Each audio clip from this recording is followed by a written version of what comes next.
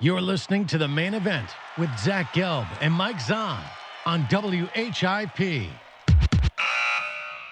11:36 is the time here in the WHIP studio. Zach Gelb and Mike Zahn here with you. We're preparing you for tonight's national championship game between Villanova and UNC, and no one else that I would rather talk to in the country than our good friend, former assistant coach on both the college and pro level, now doing a great job being an analyst for Time Warner Sports out there in LA, and that is the great Dave Miller, who is, by the way, at the Final Four games this past weekend. Coach, great to talk to you, and how are you? I'm doing great. It's nice and warm out here in Manhattan Beach. What's the weather like back home? It's all right. It's getting a little cold, and we are supposed to have a little bit rain later on in the day. So the weather, it's vacillating all year long. It goes hot to cold and gets me a lot of cold. So I haven't talked to you, though, in a while. You were actually on my last show when I did a high school show for Showvio.com, and I told you then that you should be alongside Mike Breen, and now you're like a national superstar. I see you on Facebook hanging out with DJ Khaled. You're at the Final Four this past weekend. You're always good friends with Kobe Bryant. And you were even at an LA Kings practice the other day. So you're a big-time superstar in this business, Coach. Well, I wouldn't say a superstar, but I'll give you a major key. Surround yourself with people that are better than you. That's been the secret of my success, coaching and now broadcasting. What did you possibly say to DJ Khaled when you met him? You know, I always like to go up because they're such big NBA fans, and it was actually at a Clipper game, you know, seeing them. And, you know, the bottom line is I just introduced myself and, you know, just say something probably really corny for a 53-year-old white guy, and they get a little chuckle, and they go, that guy's got a little swag. And for people that don't know, Dave Miller grew up in Allentown, and he's a big Philadelphia sports fan, and you must be all pumped up with this Villanova performance. Just the way they went up against Oklahoma, they had a real stifling defense, and Buddy Hield couldn't do anything, Coach. That was unbelievable. Well, it was really amazing, but it was really no surprise to me because if you know Jay Wright, even though he looks like George Clooney, man, he is such a scrapper and a fighter. And I always think that great teams take on the personality of their coach. And, you know, the first thing when you think of Villanova, and you know this more than anybody, they're just an elite defensive team. They're extremely physical. Jay always has a team that will put a body on you. They're active. They're alert. They're disruptive. They force turnovers. And all that being said, Zach, they control the tempo of the game. And when you looked at that Oklahoma game, you know, the bottom line was you had to stop Buddy. And I thought they did a great job of just taking away his easy baskets. And we always talk about layups, dunks, free throws, and you got to do that by defending without fouling. And, you know, the key, whether it was Oklahoma or the key against North Carolina, it's simple with Villanova. They're going to have to limit those fast break points. They've got to get back. They've got to get turned, which they did in the semis. They've got to wall off the paint. You know North Carolina is going to get it inside, and the strength of their team is they're big. So, you know, they've got to build that wall that we coaches talk about, and that's off dribble penetration. Plus, they've got to have active hands. They can't let the ball, you know, be passed into the post just readily and easily. And then lastly, but certainly not least, this is a Villanova team that has done it, but they're going to need to really do it. They've got to block out. When a shot goes up, they're going to have to find a Tar Heel on every possession. And it can't be one or two guys. They're going to have to gang rebound. 5 guys blocking out and make it a one-and-done occasion. And I agree with you. I think tonight's game, you're going to look at the front court. That's going to be a big battle. Can UNC assert their dominance, and how does Villanova respond? And then also Villanova, their three-point shot was lethal all tournament long, and we'll see if they can continue that tonight on the biggest stage. But you know this, Jay Wright has overcome an enormous amount of pressure, especially how the last 3 years went for him with this core. What do you think the big difference is this year compared to the previous years, why Villanova is having so much success on this time of the year? Because I think people get spoiled when you have great coaches. You know, everybody, it's what have you done for me lately? You're as good as your last game. And I think, you know, you have to understand, you know, especially out here in L.A., I use the analogy with, you know, the Lakers have been struggling the past couple of years. But when you look at 3 decades, you know, the Lakers and the Celtics were the bookend greatness from coast to coast in the NBA. So with Jay Wright, he's not doing anything different. And I would probably tell you that he's done better coaching jobs when he's had teams that haven't gone this far. When you have a team that is good, sometimes staying out of the way, giving the You know, it's like going to Atlantic City. You don't have to know what exit you have to take. Just drive south from Philly, and when you start to smell the salt water and the taffy, you know you're close. Sometimes guys want to overcoach, but with Jay, he's so good, and he's got such a system that the system's going to take care of itself. Then I think you have to look to the coach on the floor. And with Ryan, you know, a 4-year starter, and I believe he's a 4-year captain. I may be wrong on that, but You're right. A local kid that, you know, grew up not too far away from there and always dreamed about taking Villanova to a national championship. We've all had those dreams, whether it's to be an NBA player, a major baseball player, you know, a CEO, a Wall Street guy, anybody that has a dream and that can set goals. Here's a kid that now is an extension, you know, of Jay on the floor. So, you know, I like to say it's a player's game, whether it's NBA or college, but I think that you have to have a blueprint, and Jay certainly has a blueprint every year. But as I look out there, and I don't watch Nova as much, you know, on the West Coast, but this team just reminds me of the Broad Street Bullies, and I use that Flyer analogy when I was growing up and I was in high school. To me, it's a hit-first mentality, and that's what excites me about this team. We know that they can really shoot it, but the strength of this Nova team this year to me has been their defense. They're lockdown defenders. They're the aggressors. They can press. Jay's going to change defenses. You know, his big key is going to be to slow down the Tar Heels like they slowed down Oklahoma. Because remember this, when you watch Carolina, you talked about their front line, but this is the team. They want to push it, man, off misses, off makes, off turnovers. So Jay and his group, they're going to have to switch. They're going to have to trap. Maybe throw in a little matchup zone. And obviously I'm going to go back to rebounding. I think that's going to be the biggest key to this game. We've seen Carolina struggle and not be able, you know, they'll go 6, 7, 8 misses from the perimeter. But sometimes North Carolina's best offense is the missed shot, because when you look at that front line, you know, Bryce Johnson runs like a gazelle. He knifes to the glass. I mean, think about this, Dak. He's 1 rebound shy of averaging a double-double in the NCAA tournament. I think he's like 20 and 9. And Kennedy Meeks is, you know, he's come as a second threat inside. And then don't discount Hicks and James, because they certainly have had their moments. We're talking to Time Warner Cable men's college basketball analyst in Dave Miller, and as we've mentioned, you're now out in L.A., but you know you are originally from Allentown, Pennsylvania. You've been around the game at the collegiate level, the professional level. Just where does the Big Five rivalry match up in the different rivalries that you've covered and coached in? Well, I think it's one of the best. I mean, growing up and going to the Palestra, and just, you know, you think of the rivalries, but also you think of the great coaches that have coached, you know, in Philadelphia, New Jersey. Really, I call it the tri-state area. I'll remember in 2001 with the great USC team that ended up losing to Duke, the national champions, in Philadelphia.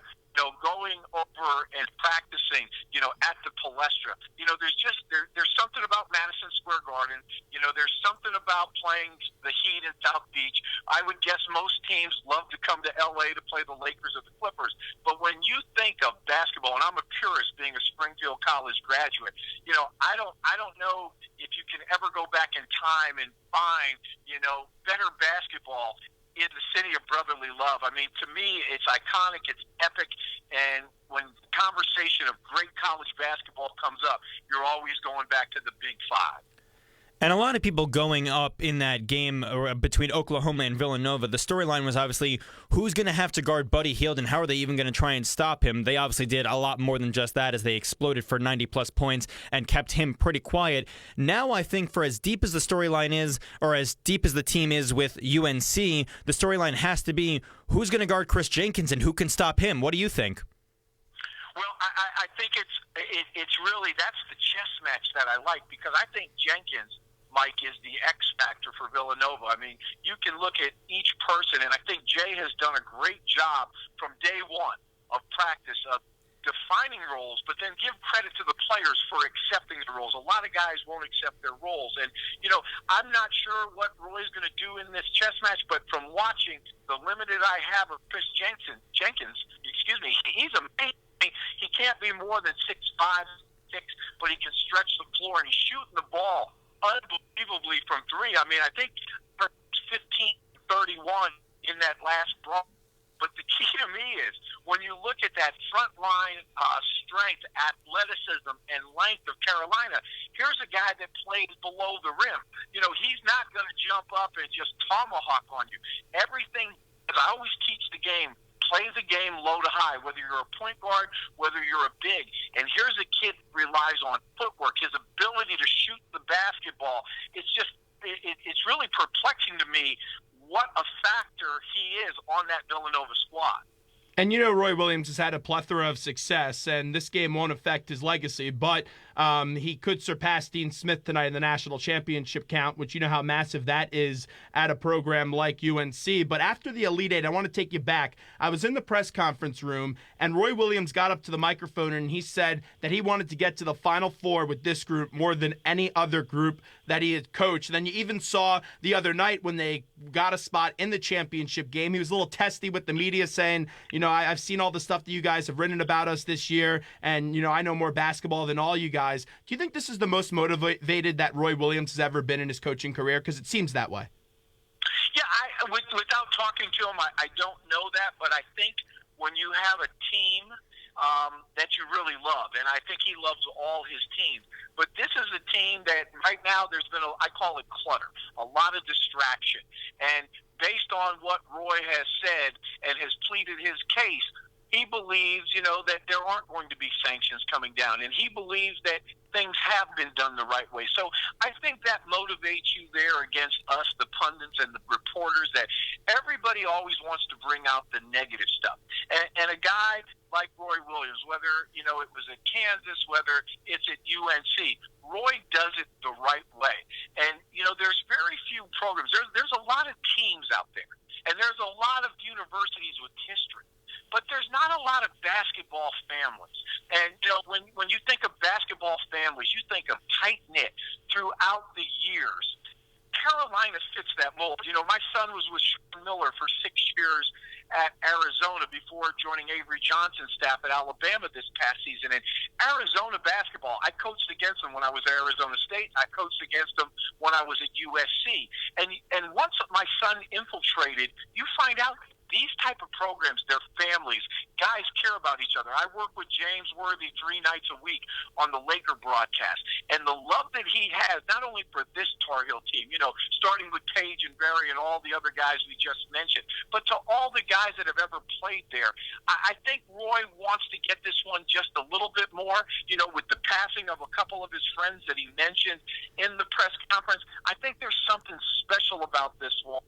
And, like I said, nothing beats the love of your team, and Roy certainly loves this group of young men. And looking at this championship matchup between Villanova and UNC, these really have been the two most dominant teams in the tournament, and they deserve to be here based on their play. As we had mentioned, this is going to be Roy Williams' 5th time in the national championship. He went there twice with Kansas, lost them both. It's now going to be his 3rd time with UNC, where he's 2-0. It's going to be Jay Wright's 1st time as head coach at Villanova in the national championship. Even though Roy Williams is a lot more confident and is a lot more familiar in this situation, do you just think that this Villanova team is tougher and geared for this championship a little more? No, I don't want to say that they're tougher because, Carolina, look at how they've dominated just as well.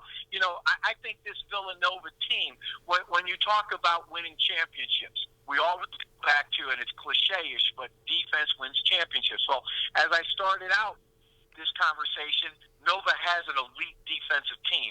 So if, in fact, they can control the tempo and control the glass, Pat Riley always said no rebounds, no rings. So all the criteria that is set for 30, 40, 50 years of basketball, I think fits that. I don't think, I don't to say that one team wants this more than the other, or just because Roy Williams, has been to more championship games than Jay Wright. I think you throw that out the window. And some people may be shrugging their shoulders when I say it, but at the end of the day, it's still a basketball game. There's no pressure on these guys. You know what pressure is, guys? When you go over to the Children's Hospital at the University of Pennsylvania, and there's a brain surgeon over there working on some little ones, cracking his skull and opening it up. That's pressure. Coaching basketball is not pressure. People get burst pipes. I've always adhered to the thought that it makes diamonds. Playing basketball isn't pressure. What team is going to impact the game? What team is going to make the adjustment? And with Villanova, we just talked about the familyness of the North Carolina team. Let's go back to that Villanova team, back when Rowley was there and they shocked the world. To me, that was David and Goliath. Nobody thought Villanova was going to win that game. I don't know, Zach, if there were some fathers and pastors on campus. I think if they made some bets, they may have been praying, but they weren't going to bet their offerings and their gifts. But you know what? Let's go to Villanova. Dwayne McClain, Presley, Gary McClain, Pickney, all those guys, Chuck Everson, the minds that are coming in. That's a family of Villanova as well. And, I don't know if I could be prouder and happier of a friend in coaching than Jay Wright, because I've been with him all the way as a colleague. I just think there's something about this game, and call me crazy, but getting up this morning, walking my Shih Tzu Roxy down at the beach, it reminded me of April 1st, 1985. I graduated Springfield College in 1985. And You're old. I'm old. There was just something about the waves. There was something about the smell this morning down at the Manhattan Beach Pier that I'm sitting there thinking, and it's hard for me to pull against Worthy, my teammate now here at Time Warner Cable. But there's something in the air, and if Coach Mass is in attendance, we could see history repeat itself with Villanova winning the national championship. And Coach Mass will be in attendance tonight. Chuck Everson will be there as well. And we all know at the end of that first half how much that Everson, when he got slapped across the face, really just changed the complexion of that game. And shooting 22 out of 28 from the field that night also didn't hurt that Villanova team. And this Villanova team now is capable of shooting that way, as we're wrapping up with Dave Miller, who joins us from Time Warner out there in Los Angeles. I got to ask you two Laker questions before we let you run. You've been very close with Kobe Bryant. One would call you a confidant of Kobe Bryant. What's that one moment in Kobe's career that really just sticks out to you as his career is coming to an end soon? Well, Zach, it's just not one moment, and that's not trying to get out of the question. To me, knowing him from, when he was at Lower Merion, from the ABCD camp to following him his whole college career as I moved across the country. To me, it's not one moment. To me, it was his ability to be consistent at the highest possible level. And love him or hate him, you can't take away the focus, the effort, the toughness that he had. He grew up wanting to be like Mike. We saw the generational torch being passed, and Kobe called me out on that. He said, it wasn't passed, I took it. Because I asked him who was ready to take the torch, on this Laker team, and he says, it's not passed, you have to earn it.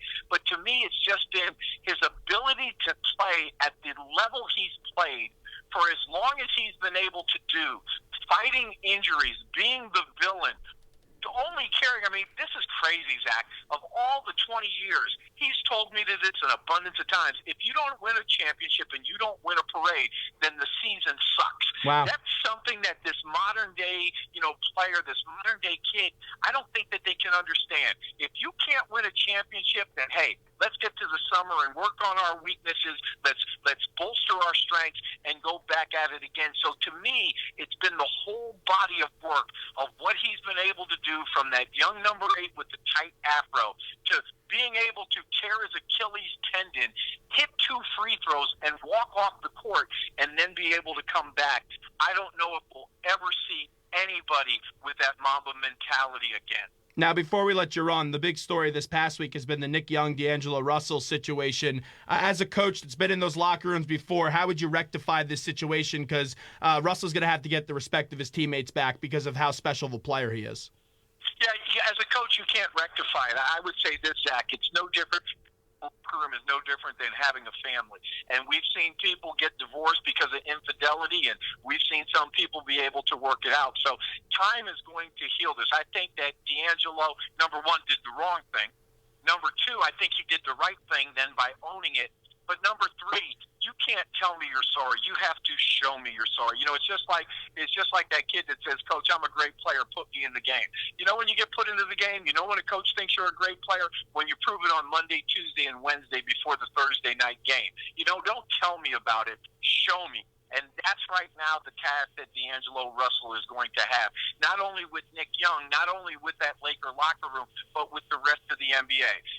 I don't say, well, he was 20 years old and he made a young mistake.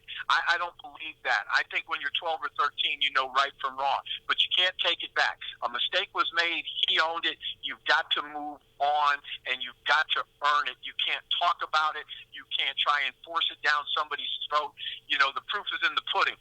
Did you make that mistake? Is it going to happen again? Time will tell. Coach, always love talking to you. You're the best. Thanks so much. Okay, guys, have a great day in Philly. We will. There is the great Coach Dave Miller joining us on the hotline, WHIP Radio in Philadelphia. Hard-hitting, fun analysis with the coach, and that's why we always bring him on. I interviewed him back in high school. Like, I was a junior, then I got to talk to him my senior year, and, man, he's just a mouthful. He is so funny, but he's so bright talking about the game of basketball. And I'm telling you, one day, and Dave Miller's a pretty big star now, he will be a lead color analyst on ESPN alongside Mike Breen. He is that talented. Well, he said he smelled something when he was walking his Shih Tzu that makes him think that Villanova's going to win. So everything's good in the air for Villanova, according to Coach Dave Miller. What's your prediction tonight?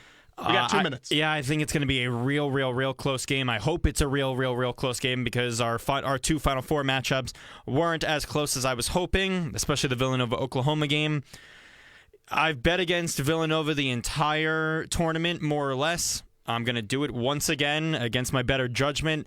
UNC wins 79-72. I'm going to High go scoring in this game, and I picked Villanova to lose in the Sweet 16 in my bracket. Yes, me as well. I didn't have the matchups like most people had it. So when they got into the Sweet 16, I told you they beat Miami. Then I told you they would beat Kansas. Then I told you they beat Oklahoma. On paper, UNC is the better team. But Villanova has been giant slayers. They took down Larinaga. They took down Perry Ellis. Bill Self. They took down also Lon Kruger and Buddy Hield.